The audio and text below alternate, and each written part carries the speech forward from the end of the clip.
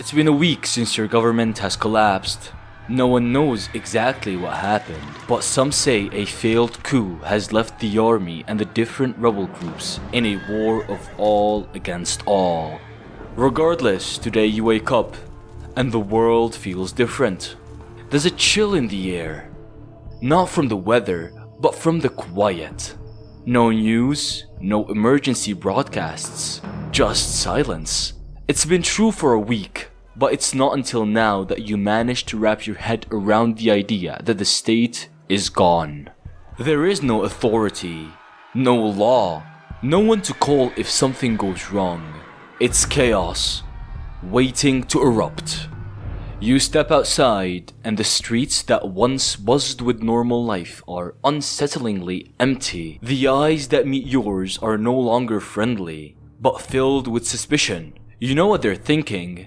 What if you take what they have? What if they decide to take from you? Everyone is armed now with whatever they could find. Knives, guns, even bats. People you once passed without a second thought are suddenly potential threats. And you feel it too. A sickening fear of everyone around you. As the day goes on, the unease grows. You wonder who you can trust. Friends? Maybe. But hunger and desperation, they change people. Yesterday's neighbor could become today's predator. Food is running low, water too. And with no supply lines, no police, and no structure, people are starting to take matters into their own hands. The tension is like a wire stretched too tight, and you know it won't hold for long. You hear commotion down the street.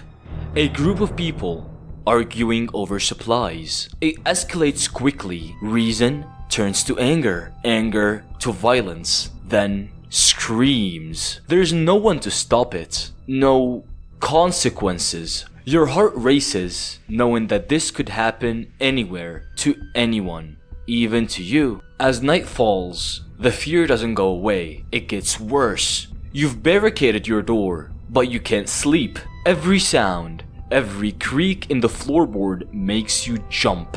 How long can you last like this? How long can anyone?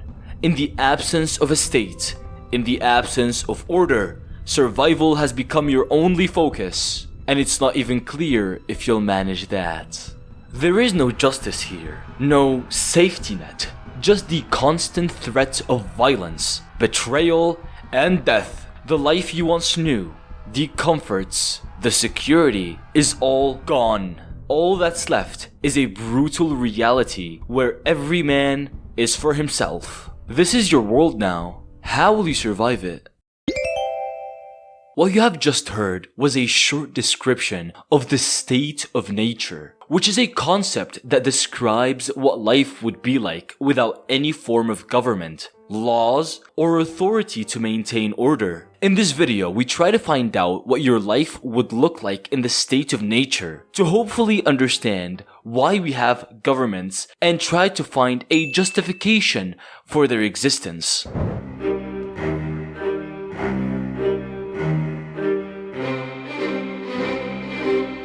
Before we talk about Thomas Hobbes' state of nature, I need you to imagine living in a time where chaos and uncertainty rule the streets. This was the world Thomas Hobbes found himself in during the English Civil War. The year was 1642, and the country was torn apart by a brutal conflict between the king's forces and the parliamentarians. It wasn't just a battle of soldiers, but of neighbors, families, an entire society ripped in half. Hobbes saw it all. He witnessed homes burned to the ground, lives destroyed, and people turning on each other in desperation. No one knew who to trust, and at any moment, violence could erupt. The war left behind a fractured land where law and order crumbled. For Hobbes, this wasn't just a temporary state conflict. It was a glimpse into something far more terrifying. A world where there was no authority at all. The horrors of the Civil War shaped his thinking. He realized that without a powerful government to maintain order, society would fall into chaos. Hobbes saw firsthand how quickly human nature could descend into violence when stripped of its structure. What he experienced wasn't just a war, it was a vision of what life would look like in its rawest, most brutal form, where fear and survival dominated everything. So please, keep his background in mind as we digest his ideas. For starters, and to absolutely no one's surprise, Hobbes believed that a life without a state is a life of anarchy and constant fear, due to the lack of the protection usually provided by the state. He believed that humans, in their never-ending search for more power, would find themselves in a war of all against all. But why, you might ask? Well, because according to him, humans in the state of nature are equal physically and mentally. He also believed that in the state of nature, there will be a scarcity of goods. So if I have something rare that someone else wants and they can kill me just fine, then logically they will strike me to get it.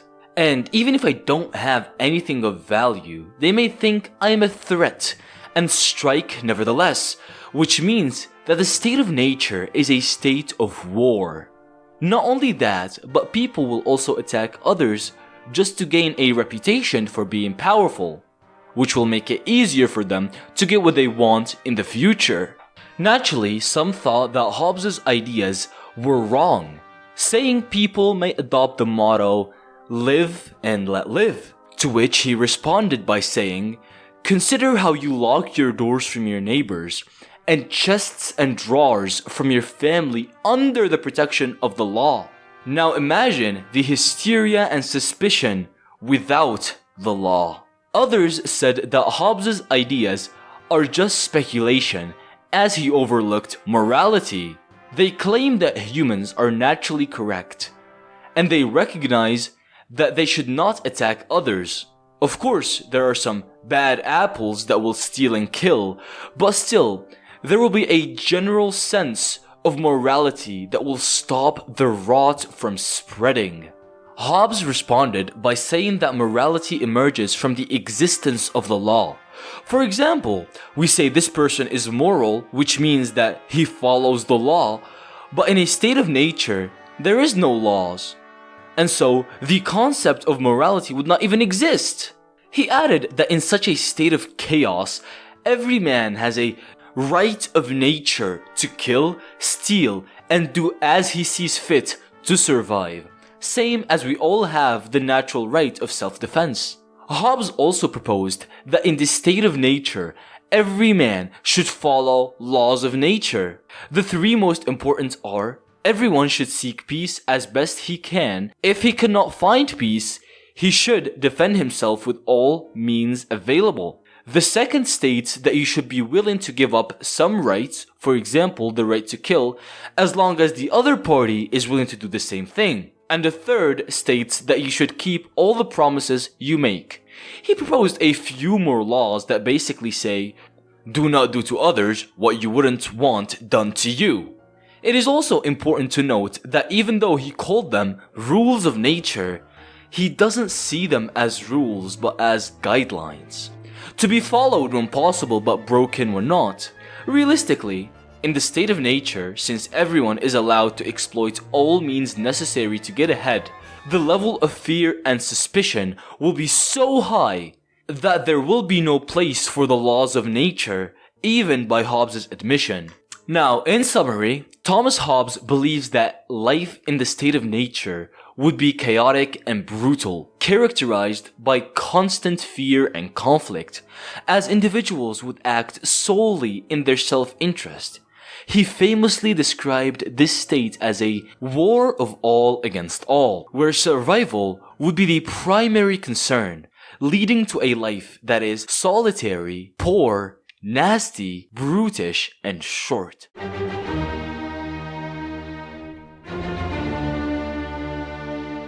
In 1689, John Locke published the first treatise of civil government to try and answer the question of who should rule over the people, and to destroy the idea that kings were appointed by God. By the way, I am planning on making a few videos about this book in the future, so subscribe if you don't want to miss it. Let's get back to it. He then published the second treatise of civil government to take on Hobbes' ideas about the state of nature. Let's see how. As we saw, Hobbes identifies the state of nature as one of constant battle and fear. Locke disagrees. He sees that it is entirely possible to live a good life without a government. The question now is, how did Locke draw this conclusion, or where did Hobbes go wrong? For starters, Locke describes the state of nature as a state of perfect freedom, second, as a state of equality, and third, one ruled by the law of nature. Although this seems to be similar to Hobbes' ideas, there are some major differences. For example, where Hobbes sees equality as everyone having the same physical and mental abilities, Locke defines it as equality of rights. That is to say, no one man has a divine right to rule over the rest. Furthermore, the two disagree on the nature and contents of the law of nature. Where Hobbes' law of nature was to seek peace when possible and to use war when not, Locke's idea, on the other hand, was a lot more religious. He said that no one ought to harm another in his life, health, liberty, or possessions, because we are all equally creatures of God. So we must seek to preserve mankind as much as possible. Now, I don't know about you, but personally I think what Locke suggested so far doesn't seem to be enough to justify that the state of nature is not a state of war. Mainly because his conclusions depend on the fact that morality will be preserved in the state of nature. But realistically, I think we can all agree that fear and suspicion would eventually cause a collapse of morality and a rise of violence. To counter this, Locke suggests some kind of motivation be put in place to ensure people act morally. But as we all know, the only real motivation that can ensure people follow a certain law is punishment. So Locke's law of nature would need an enforcer who has a right to punish offenders. But as we said earlier, in the state of nature, we are all equal in right, which means that if one of us has a right to punish offenders, we all have the right to punish those who harm another's life, liberty, or property to such a degree of severity as to discourage future offenders. For example, if someone stole $10, his punishment could be to pay back the $10 and another 100 to the victim and 100 to those who helped bring justice to the victim. The previous idea is good and all, but what if the attacker does not simply give up?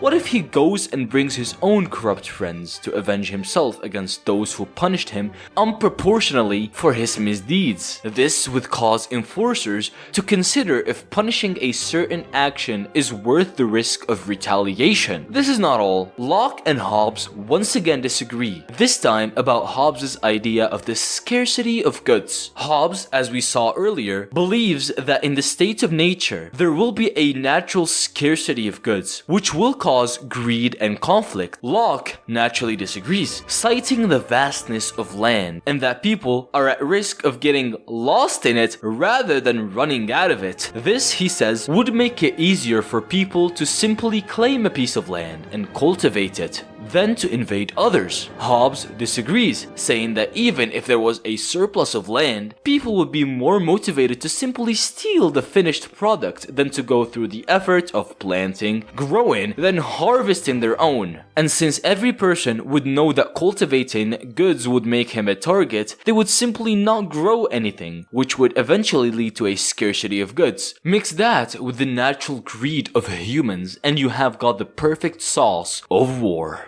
In the end, I must agree with Hobbes, the state of nature is no place where humans will flourish. But does this justify concentrating all power in the hands of an often corrupt minority who rule over us with a monopoly over justice, politics, and life itself? Is the state worth all your lost rights? Is it worth it given mere fellow humans the power to kill and spare, the power to build and destroy, The power of gods. This will be the topic of the next video. Subscribe not to miss it.